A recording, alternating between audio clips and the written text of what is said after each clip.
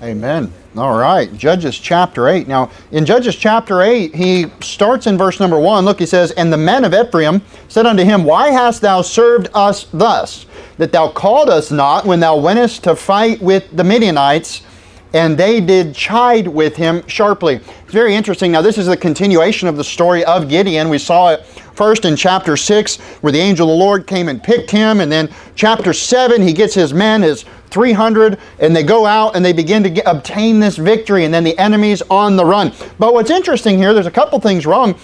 Gideon did actually call Ephraim. So when we come into chapter 8, and they're saying, "Why didn't you call us?" In fact, look in chapter 7, look at verse number 24.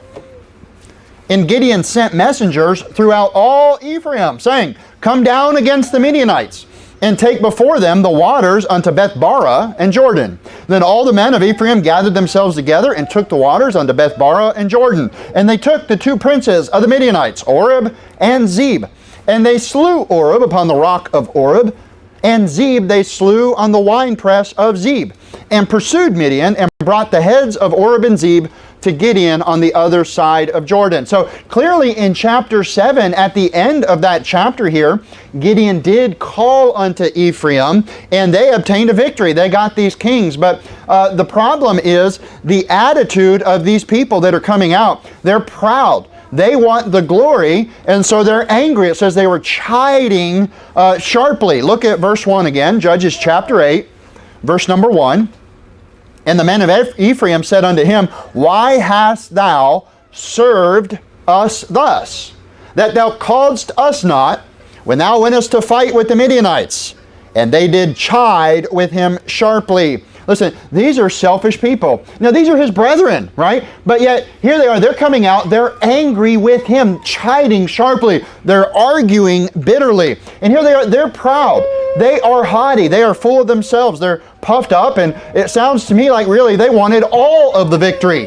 It's like they wanted it to be said that their tribe was the tribe that accomplished everything. And, you know, and so they come out against Gideon, who had already done great things for God's people, and here they come against Gideon, both proud but also argumentative. And listen, as Christians, we should never be that way. When you're proud of yourself instead of having pride in God, you are willing to fight for your own pride and say, "I'm the best," and, you know, stand up for the wrong reasons often. And I really believe that this is one of the most dangerous types of Christians, is a Christian that's full of pride and overly argumentative, right? They want to say, "Why have you served us thus?" And they want to chide sharply and say, "You need to serve me better. You need to serve me different. Why didn't you call us to the battle?" And so he's chiding, he's arguing, causing contention here with Gideon, who was clearly working for God, you know? And when Christians let the devil get a hold of their mouth, and they start tearing on other Christians, you know, that's very destructive. It's one of the worst things. And, you know, that starts internal wars. And this is something that God warns about. I mean, imagine if we're out in a battlefield and we're fighting against the enemy. And then, you know, I don't know, help me out somebody. The infantry says, "Well, how come the guys with the cannons, we only have rifles and they've got cannons," you know? And they start arguing and saying, "We're better. We should be the ones with the cannons." Or, "Hey, we should be over there. How come you guys are doing this and you're getting a victory? Let us have that victory." Think about just how odd this is. Because Gideon is on the warpath. He's already achieved many victories from God. He hasn't lost a man, not one. And he's continuing to fight. And then here come his brethren to argue with him. "Well, you're not doing it our way. Why didn't you give us the glory? Why didn't you give us the chance?" And they literally start an internal war, which is a distraction from the true war at hand, right? Which is fighting for God. And you think about in Christianity, listen, we work together for God. We are soldiers in His army. The enemy is the devil. And you know what? The battleground is the world. He's throwing tares. He's sowing bad seed. We're out there to sow good seed and get people saved. We're fighting for the souls. When you knock on somebody's door, the devil's right there fighting for that soul. And you're there on behalf of the Lord Jesus Christ to fight for that soul as well. We're out there to get people saved. And we have to remember, there is spiritual warfare. And if you're at the door and you start arguing with somebody and, "Well, how come you have that Bible? I should have that Bible." Or, why don't you use my verse? I like using that verse. Wouldn't that just be very foolish? Wouldn't the person at the door say, what are you doing? Why are you here? Go away. I don't want this contention on my porch. But that's internal war. In James 4, he says, from whence come wars and fightings among you? Come they not hence even of your lusts that war in your members? He says, why are there fights within God's people? Because of individual lust. Somebody desires something, covets something. They want the pride, the glory, they want the name, the recognition, whatever, right? He says, ye lust and ye have not. Ye kill and desire to have and cannot obtain. Ye fight in war, yet ye have not because ye ask not. What a statement. You desire what somebody else has, their notoriety, but you haven't even asked God for a little bit of what He would give you. Instead, you just desire, you covet what somebody else has. He says, ye ask and receive not because ye ask amiss, that ye may consume it upon your lust. Think about that. That is often why there's problems within Christian movements, is because somebody's full of pride and they're coveting something else and they're trying to do things the wrong way. It's like they're coveting fame, but they haven't asked God, to give them a proper pulpit or, a resource to preach, whatever. Again, instead of thanking God for victories, here we see that Gideon's brothers in another tribe, they're covetous. They want the glory. They covet that glory. Instead of asking God for more glories, instead of being on the front line, what are they going to do? They're going to come and tear him down. They're going to try to destroy Gideon and discourage him while he's in the middle of this fight. If you read your proverb of the day today, Proverbs 8 verse 13, it says, the fear of the Lord is to hate evil. Well, how do we hate evil? Pride, arrogancy, and the evil way, and the froward mouth do I hate. Do you hate pride? Do you hate pride? Do you hate the pride in your own life? You hate the pride that the devil tries to use in your mouth, that arrogancy of you thinking you're better than someone else? Because if not, you ought to, right? There's a warning here. So, and look at verse number 2. It's very interesting how Gideon responds to them when they come out. Say, why have you served us this way? And they're chiding sharply. They're picking a fight and arguing. Now, Gideon has a goal. He's in the middle of a battle. He's not stopping for them or anybody, so he gets rid of them rather quickly. Look at verse 2. And he said unto them, what have I done now in comparison of you? Is not the gleaning of the grapes of Ephraim better than the vintage of Abi-ezer? So his family, Abi-ezer, he says, the gleaning of the grapes. Now, what is he saying here? Ephraim is one of the largest tribes, aren't they? Right? They're up north. They got a lot. And he's saying, what you have as a tribe is more than me. In fact, your gleanings. If you remember, gleanings were the little bit left on the vine or the plant after they harvested. They would intentionally leave gleanings for other people to come and eat freely. Right? So he says, the gleanings, the food you leave behind, is better than the vintage of my family. He says, the best of my fruits that my family has, that we've put up and we've stored for a special occasion, is not as good as what you leave behind. And what have I done unto you?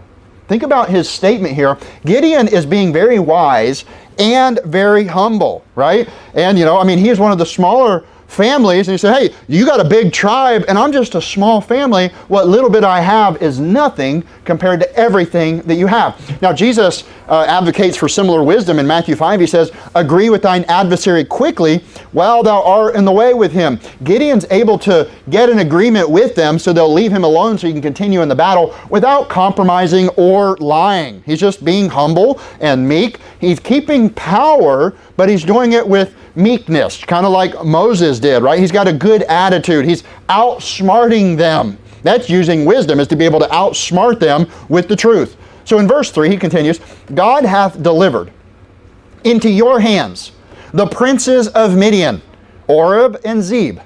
And what was I able to do in comparison to you?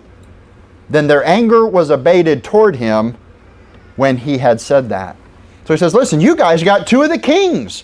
I'm just 300 men and you're a whole tribe and you guys have done so much already. Who was I? So he's actually staying very humble. It's very smart. But, it's sad because here, Ephraim, they wanted the glory. They wanted the victory, but God wanted 300. God wanted to give it to the few, not to the great. And if you remember in the last chapter that God had said the people that are with thee are too many, lest Israel vaunt themselves. He said, the people you have, they're way too many. Well, why, God? He said, lest Israel vaunt themselves and say, mine own hand hath saved me. Isn't that interesting? Because then here comes Ephraim saying, hey, we want the glory. Why didn't you let us fight this battle? And we can have that as a badge of honor.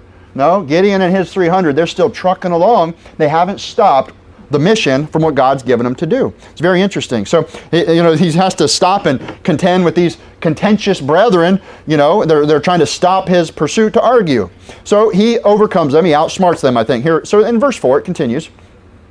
And Gideon came to Jordan and passed over, he and the 300 men that were with him, faint yet pursuing. Right? Tired, yet still fighting. Haven't lost a man, right? All of them were still there in the battle. So he continues. He's still going. Verse 5. And he said unto the men of Succoth, I pray you, give, I pray you, loaves of bread unto the people that follow me. For they be faint, and I am pursuing after Zeeb and Zalmunna, kings of Midian. Interesting names here. We're going to see them over and over and over. I didn't do a count, but this chapter may be one of the ones that has the most Z letter words in the whole chapter, because it says Zeeb and Zalmunna several times in these next couple verses here. And they were the kings of Midian. They were the ones that were vexing and oppressing and causing problems and taking away from their cattle and their corn and hurting people. And so now here revenge, the tables have turned. God is avenging them through the sword of the Lord and the sword of Gideon. So he is pursuing them, and he comes to the city and he says, give us some bread, right? We're tired. And look at their response in verse 6. And the princes of Succoth said, are the hands of Zeeb and Zalmunna now in thine hand, that we should give bread unto thine army? He says, whoa, are you in charge now? Have you ran off these enemies that have been here for so long, right? And it's interesting because by now they had heard, here in Succoth, they had heard of the reputation of Gideon. Jerubbaal, he's the one that threw down Baal. Let Baal plead for himself, right? He's the one casting down the false gods, uniting the people, going to war, and then with 300 men getting this mighty victory and beginning to scatter the enemies. So by now they had probably heard, they had heard of the sword of the Lord and of Gideon. They knew what was happening, but here they're more afraid of that losing enemy that's on the run. Well, I still have to keep account with that losing enemy, because if you don't win, then I'm afraid of him, right? Their attitude was wrong. They didn't want to help the righteous few, and it came back to bite them, we'll see. So in verse number 7, and Gideon said, therefore when the Lord hath delivered Zeeb and Zalmunna into mine hand, then will I tear your flesh with the thorns of the wilderness and with briars. And he went up thence to Penuel, and spake unto them likewise. And the men of Penuel answered him, as the men of Succoth answered him. And he spake also unto the men of Penuel, saying, when I come again in peace, I will break down this tower. He says, listen, I am coming back. And I will be coming back in peace, because I will have finished what God has given me in victory. And I'm going to come back to your city. First, I'm going to afflict them, and then I'm going to come knock down your tower that you have confidence in. Both of these cities were wrong. They were going against the Lord, and they needed to be judged. And so we'll see here that God uses him to judge them. Verse 10, now Zeeb and Zalmunna were in Karkor, and their hosts with them, and about 15,000 men that were left of all the hosts of the children of the east, for there fell 120,000 men that drew the sword. Wow. Think 120,000. Now, when it all started, so he says there's 15,000 left, there's 125, you had 135,000 men. And how did God start the battle? He sent just 300. He sent those 300 in groups of 100 to pick a fight, right? The pitchers, the torch, right? The horn, the sword of the Lord and Gideon. So all that starts. They end up killing themselves, a great number of them. The rest flee. And now here there's 15,000 left. I mean, that's what, less than 10% of the whole army is left. And Gideon's pursuing them, and he's not afraid either. They're running. They're on the run. Verse 11. And Gideon went up by the way of them that dwell in tents on the east of Nobah and Jogbehah, and smote the host, for the host was secure. Now, not only were there 15,000, they were secure. They were still armed, and they had security. But it doesn't matter. When God sends somebody in to do some work, it doesn't matter who's there. God's going to give the victory. And Gideon had that attitude, a fearless attack. God's going to provide all the way to the end. So in verse 12 it says, and when Zeeb and Zalmunna fled, he pursued after them, and he took the two kings of Midian, Zeeb and Zalmunna, and discomfited all the host. I love that word, discomfited. It makes me think of uncomfortable. He put it to them. They're hurting. They're uncomfortable, right? They are no longer in control of their own destiny here. They're being hurt because they were actually discomfiting God's people. Verse 13, and Gideon, the son of Joash, returned from the battle before the sun was up. So he finished it in the day, and he's coming back, and he's got the 2 kings. He's got them in his captivity. He's finished his course, right? Verse 14. And caught a young man of the men of Succoth, and inquired of him. Now that's the city, the first city that wouldn't receive him, right? And he described unto him the princes of Succoth, and the elders thereof, even 70 men. So they catch a young man outside of the city, and he describes the 77 leaders, the princes and the elders of the city. There's 77 leaders in total. So he says, give me a good description. Let me know who I'm after before I go in. And verse 15, he came unto the men of Succoth and said, behold, Zebah and Zalmunna, with whom ye did upbraid me, saying, are the hands of Zebah and Zalmunna now in thine hand, that we should give bread unto thy men that are weary? And that's what they did. They were mocking him. Oh, but those 2 kings that have power, are they in your hand? Because, we're afraid of them. And so they weren't putting their fear in God. And he said, hey, I'm going to come back and punish you. And he says, behold, I have the 2 kings. They're right here. The reason that you wouldn't help us when we were faint and weary and tired, and here they are. Imagine the face, uh-oh, what are we going to do now? Not only has he come back in peace with all of his men, but he has the 2 kings as well. It's kind of interesting, right? He says, and you did upbraid me. You're mocking me and saying bad things to me because of them. Well, here they are. Verse 16, and he took the elders of the city and thorns of the wilderness and briars, and with them he taught the men of Succoth. Whoa, what a statement. Let me teach you a lesson. I'm gonna learn you something. I'm gonna teach you a lesson. It almost sounds to me like he took these thorns and used them as whips. Have you guys ever seen those big fat black thorns that grow in the woods? If you've ever cleared some woods and come across those things, they're flexible, but they're strong. And the spikes on those things are something else. Now, can you imagine hewing one down, clearing off a handle out of it, and then using it as a whip to teach somebody a lesson that was more afraid of the bad guys than afraid of God? Yeah. Whoa, what a statement. He taught them a lesson. He got the elders and he set them straight. Verse number 17, and he beat down the tower of Penuel and slew the men of the city. He destroyed that city. He destroyed their tower, which was their confidence. Because from there you can shoot arrows and defend. Right? He tore down the tower. He destroyed the city. He killed the men. Verse 18. Then said he unto Zebah and Zalmunna. So after he finished business, what manner of men were they whom ye slew at Tabor? And they answered him, as thou art, so are they. Each one resembled the king, the children of a king. And he said, they were my brethren. So Gideon is saying, tell me about the people that you killed in Tabor. Now again, Zebah and Zalmunna had been afflicting the God's people, his tribe, his family.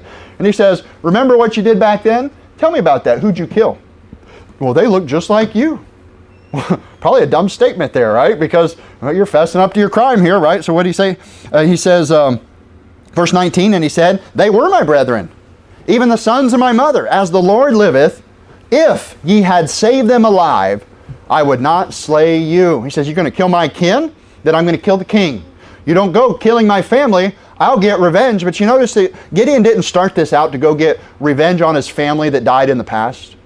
He's just serving the Lord. He's working hard. God came and picked him, thou mighty man of valor. And he said, you're the one that I need, that I can get victory through, that will give me the glory. And so what a great testimony that all the way through this, God is sort of avenging his past battles and, using him to kill the very kings that killed his brothers. Verse 20, and he said unto Jether his firstborn, up and slay them. But the youth drew not his sword, for he feared, because he was yet a youth. Now I think Gideon makes a mistake here. Why would you send a boy to do a man's job? Perhaps he was hoping that his son, in the zeal of seeing the battle, would want to jump in and fight. But you don't send a boy to do a man's job. You just do the job. It's very important to have discernment about who you send and what to do. You don't just send any messenger for an important message. You make sure you're picking the right person with the right talent for the right job. This is very important. This is something we need to consider. And if any of you have ever worked in management, you understand there are certain people that are not dependable. You know, they might be predictable. You might know what to expect of them being late or not finishing. But the dependable ones, you know where you can put them, right? And so something happens here where his firstborn is still young. He's yet a youth. And he tells him, hey, draw your sword and slay these kings. And I think it was probably his own pride. I want it to be said that it was my son that killed these kings, right? They killed my brothers and they afflicted everybody. We killed 135,000. Now let it be said my son is getting the victory. I think that's possible. I don't want to read too far into it, but what we do see is that his son wasn't fit for the job. He wasn't the right man for the job. Verse 21. Then Zebah and Zalmunna said, rise thou and fall upon us.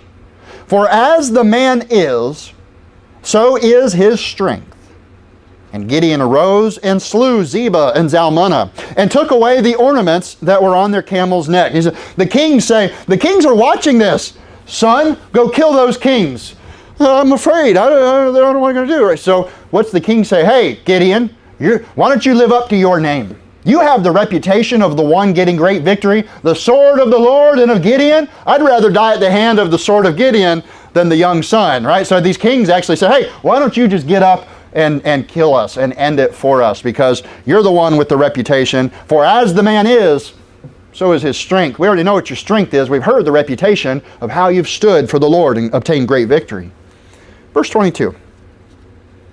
Then the men of Israel said unto Gideon, rule thou over us, both thou and thy son son's son also, for thou hast delivered us from the hand of Midian. Now, he did deliver, but it was the hand of God that delivered.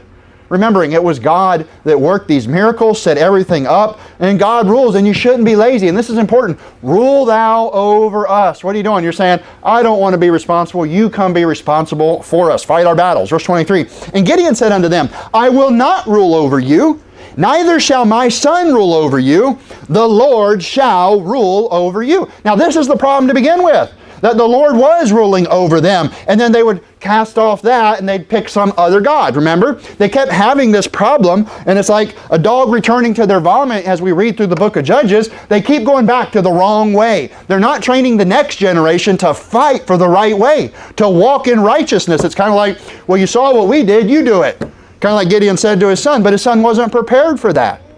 It makes me wonder, did he spend time with his son? Did he teach his son how to use a sword? Did he instruct his son on how to defend, how to slay, how to fight? If so, perhaps his son would have been ready, right? Well, generally speaking, these people just now being freshly delivered, they don't want to do anything. They don't want to get their hands dirty. The war is over. You rule over us. But Gideon, no, listen, God should rule over you. God should be the head of your household. God should be the head of the church, right? And so we need to keep things in proper perspective, because you know what happens after the book of Judges? We see Samuel. And Samuel comes as a prophet, and he's ruling the people. And then you get a few chapters into Samuel, and what happens? They say, we want a king. Samuel goes to God, and he says, well, they haven't rejected you, they've rejected me. And he says, but here's what you go tell them. They'll have a king, and here's the type of man you'll get. You'll get a tyrant that will take your stuff. And it's interesting because he picks Saul, a very humble man, right? He's hiding, he's fearful. But yet Saul makes some mistakes, and he gets power. He gets puffed up, he becomes arrogant, and makes many mistakes. And so that's why, Saul turned to wickedness because of the power, I believe. And so, here, that's why I think it's righteous what Gideon is saying when they say, rule thou over us. He said, the Lord will rule over you. Verse 24, and Gideon said unto them, I would desire a request of you, that ye would give me every man the earrings of his prey. For they had golden earrings because they were Ishmaelites. Now stop right here for a second. I would desire, then what did he say? Golden earrings. We're going to finish this in a second, but I want you to go to Deuteronomy 7. It's important again for this backstory. Where did they come from? Well, they were in Egypt, and then what happened? Well, they were delivered, and then what happened? Well, they didn't go into the promised land because they disobeyed. So then what happened? Well, then they were given the law. right? They wandered in the wilderness till that generation died off. And then as they go in with Joshua, they see all these great victories. They have the word of the Lord to live by, right? They had, what we would call, the first 5 Bibles, what it's often referred to as Moses. They had that with them. They knew what God expected. They knew everything. I mean, they had the word. So, they were kind of without excuse. And here Gideon, he says, I would desire a request of you that you'd give me every man the earrings, right?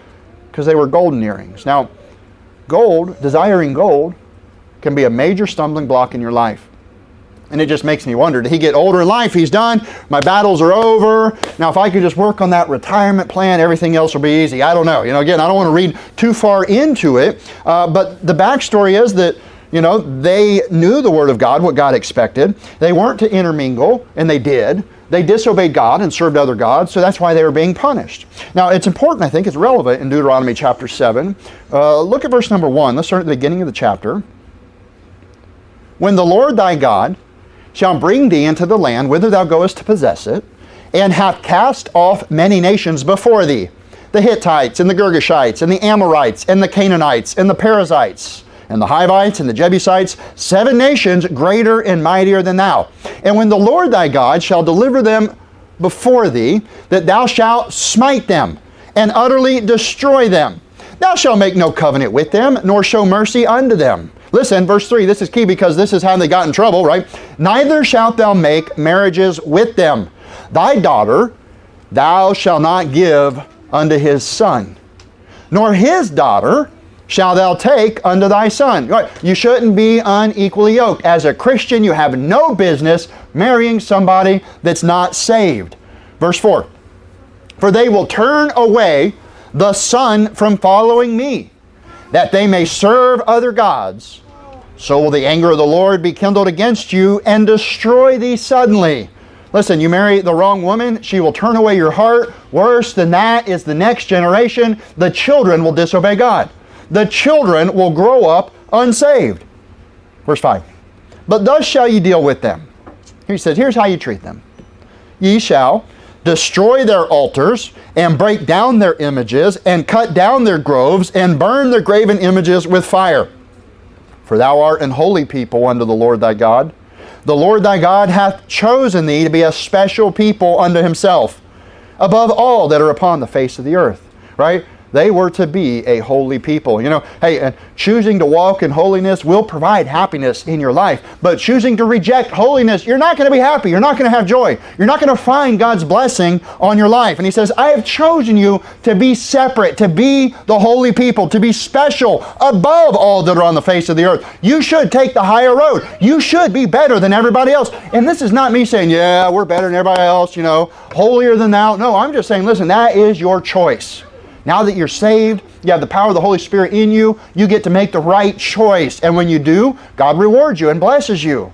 Well, just like here in the Old Testament, he warned them. He said, I expect you to be holy. I've chosen you. You're special. You're above. Verse 7, the Lord did not set his love upon you, nor choose you, because you were more in number than any people.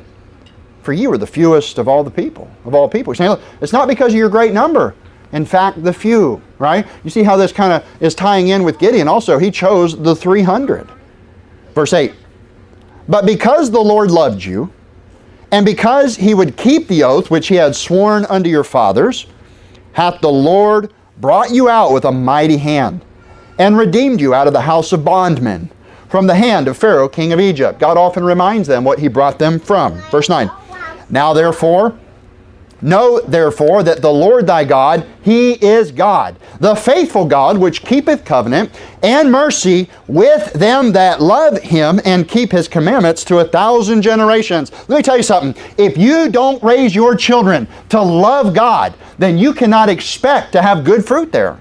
He's saying, if you teach that generation to love God, then God will bless them that love him. Look, with them that love him and keep his commandments to 1,000 generations, and repayeth them that hate him to their face, to destroy them. He will not be slack to him that hateth him. He will repay him to his face. And that was the generations that were destroyed. Not just the 7 here, but then they come in, and we know the story with Joshua and now Judges, where the Midianites are in here, vexing them, Zebah and Zalmunna. These men had other gods. They hated the one true living God. And so God says, I will repay you to your face. It comes back to them. Verse 11, now thou shalt therefore keep the commandments and the statutes and the judgments which I command thee this day to do them. Wherefore it shall come to pass, listen, if ye hearken to these judgments and keep them to do them, that the Lord thy God shall keep unto thee the covenant and the mercy which he sware unto his fathers. God cannot lie. And right here he says, if you hearken to the judgments and keep them, that the Lord will keep you. Now, if you don't keep the commandments, then why would God protect your flesh from destruction? And we keep seeing that in Judges, right? A guy dies and then they go serve other gods. He raises up a deliverer. They serve the Lord for many years. They have peace. That guy dies. They go and serve another god. And that's part of the promise that is part of the covenant. You as a Christian, if you say, well, I lived for God for 10 years, the next 10 years I'm just going to sit back and desire some gold. I'm going to go back to the easy life.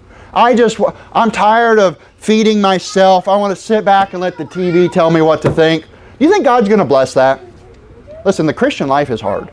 You have to feed yourself. You have to keep doing the work, and God will continue to bless you. And there's this picture here with this Old Testament because, they were blessed for their obedience. They were blessed as part of God's covenant with them. Verse 13, it says, and he will love thee and bless thee and multiply thee. He will also bless the fruit of thy womb and the fruit of thy land, the corn and thy wine and thine oil, the increase of thy kine, and the flocks of thy sheep in the land which he sware unto thy fathers to give thee. Listen, that thou shalt be blessed above all people. There shall not be a male or female barren among you or among your cattle. That's God's goal here. If you hearken to him and if you keep his commandment, you will be blessed above everyone else on the earth. Now listen, we're saved. Our sins are forgiven. We don't have to go to hell. But the Christian life is this. If you hearken and obey, you will be blessed here. If you get saved and you say, well, I'm not worried about it. I don't have to go to hell. I'll go live how I want. Maybe I'll live in fornication or drunkenness, lasciviousness, and you think you can get away with it for a season. Listen, the day will come when God will come back and pay you. He will take his blessing from you. He will curse your life on this earth, and it's going to hurt. It's going to be miserable. And this has been his promise. This is how God operates from the beginning. There's that conditional covenant. Listen, salvation is conditional on this. You must believe on the Lord Jesus Christ. Once you've done that, you're saved forever. Then the Christian life, you want a blessing on the earth? You must obey. You want a reward in heaven? You must obey. God's not a communist. He's not just going to automatically assign you 1,000 rewards or talents if you're not going to use them and you're going to squander what he's given you. God expects us to do the hard thing and work hard, and especially for the next generation. And so we see here that how Gideon was a deliverer. God sent him and delivered. God gave victory. Why? Because Gideon's heart was right toward God. He was doing the right things. He went and threw the altar down, and then others got encouraged and they started doing the right thing. They had a revival. They went back to God. And so he begins to provide for victories here. In this chapter though, Deuteronomy 7, look at verse 21. Thou shalt not be affrighted at them, for the Lord thy God is among you, a mighty God and a terrible. And the Lord thy God will put out those nations before thee, by little and little. Thou mayest not consume them at once, lest the beasts of the field increase upon thee. But the Lord thy God shall deliver them unto thee, and shall destroy them with a mighty destruction until they be destroyed. So God's going to give you little victories, little by little. The more you study, the more you know. The more you get to preach to somebody else, the more you can help. Verse 24, and he shall deliver their kings into thine hand, and thou shalt destroy their name from under heaven. There shall no more be able to stand before you until thou have destroyed them. Verse 25, this is pertinent. Look at this. The graven images of their gods shall ye burn with fire. Thou shalt not desire the silver or gold that is on them, nor take it unto thee, lest thou be snared therein. For it is an abomination unto the Lord thy God. Neither shalt thou bring an abomination into thine house, lest thou be a cursed thing like it.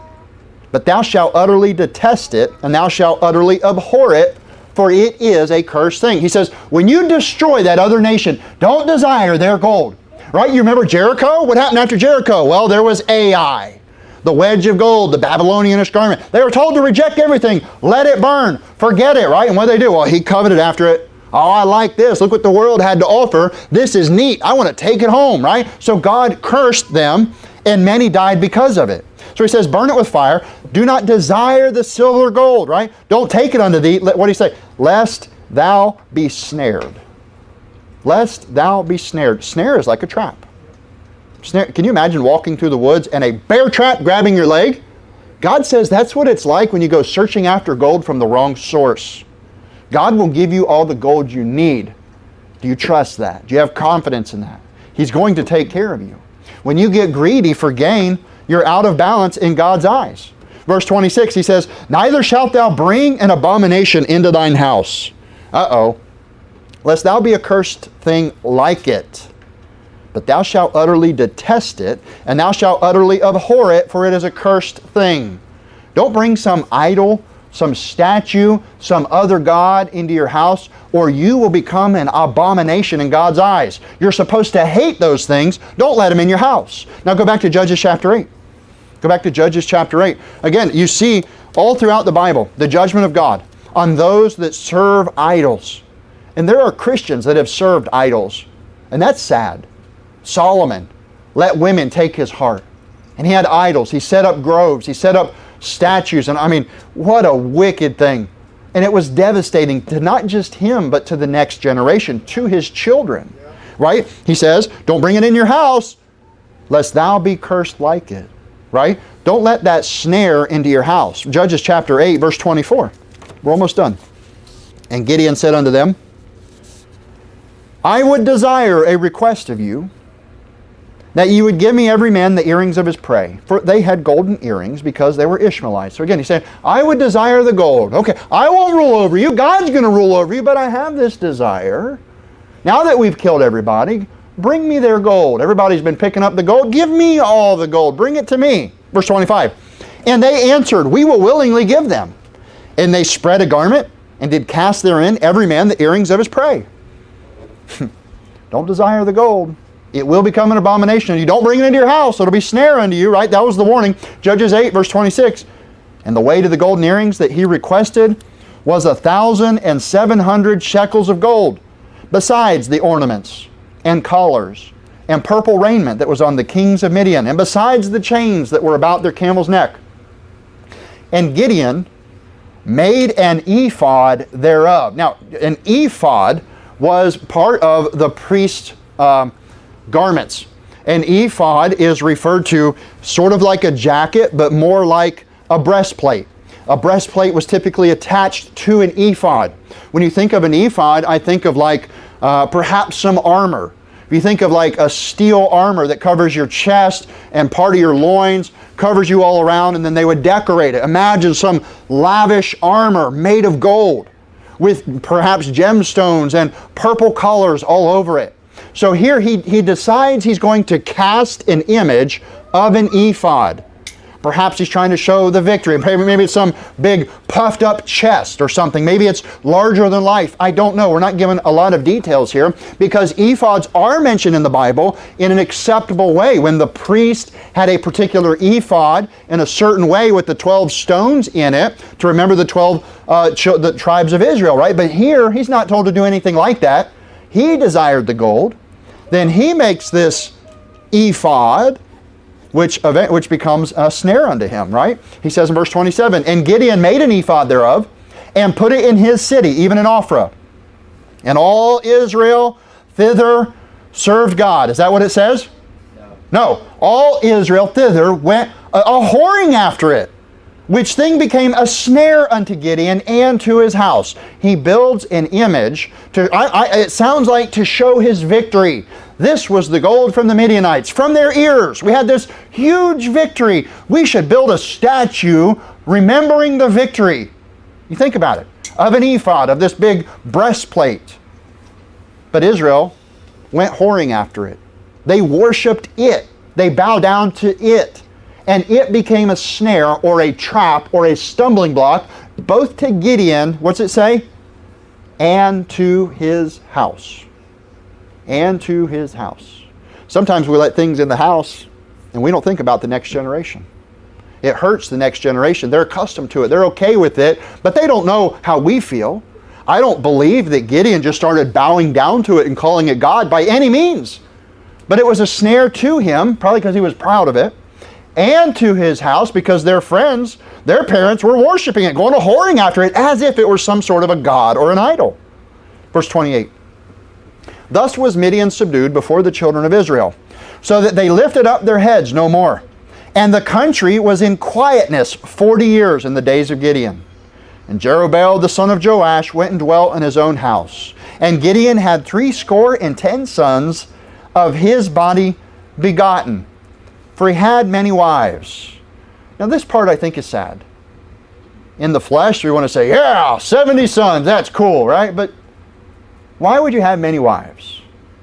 Because you're not satisfied with one. And you think about the destruction that it does to the children. If you have 70 children, it is physically impossible for you to spend quality time with all of them. If you have 70 children, how does that calculate per year? What, you might see one a day?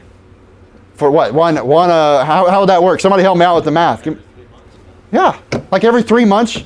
Oh yeah, Billy, I'm sorry, Bobby. What was your name again? Whatever. Good to see you again. How's life? How's mom raising you? How's mom raising you? Because I don't get to see you. He didn't have a tent big enough for the 70 children. If you did have a tent big enough for 70 children, you probably wouldn't want that many wives in there, number one. Sorry, ladies, right? But you certainly wouldn't want that many children bickering and fighting and running around. It wouldn't work. If he wasn't satisfied with one woman and the children he was given, then he probably didn't spend a lot of quality time around his children. And listen, again, in the flesh, men want to, I got a family here and I got another part of a family over there. You know there's this new thing called co-parenting.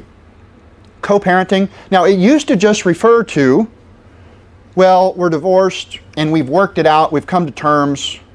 But now people go searching these types of relationships out called co-parenting.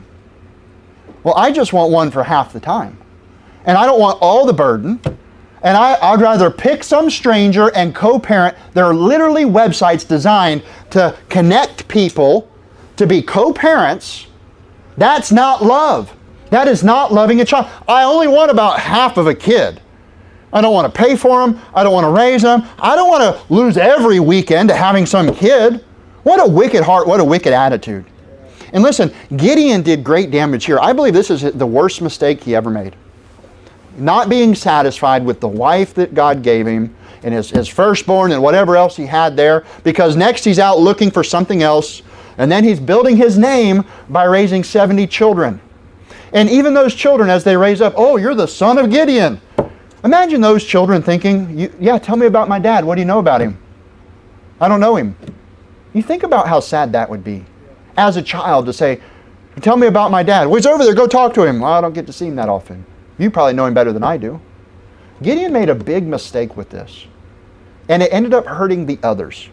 When you desire another family and another family and another family, isn't that wicked to the first children? Isn't that a hurt and an insult? You think about it. You think about how, I believe there was just great damage done by doing this. It's not love at all. He only loved himself in this act. And I think he ruined his name and his family by doing this. There's bitterness between the children. Look at verse 31. And his concubine, that was in Shechem, she also bare him a son, whose name he called Abimelech. There's 71. Well, I got many wives, and I'll have a slave wife on the side in that other city over there where I don't live. It's just co-parenting. She can raise him. He'll have my name. I've given him everything I'm giving him. Do you think that young man was raised properly? Do you think he was raised in the fear of the Lord?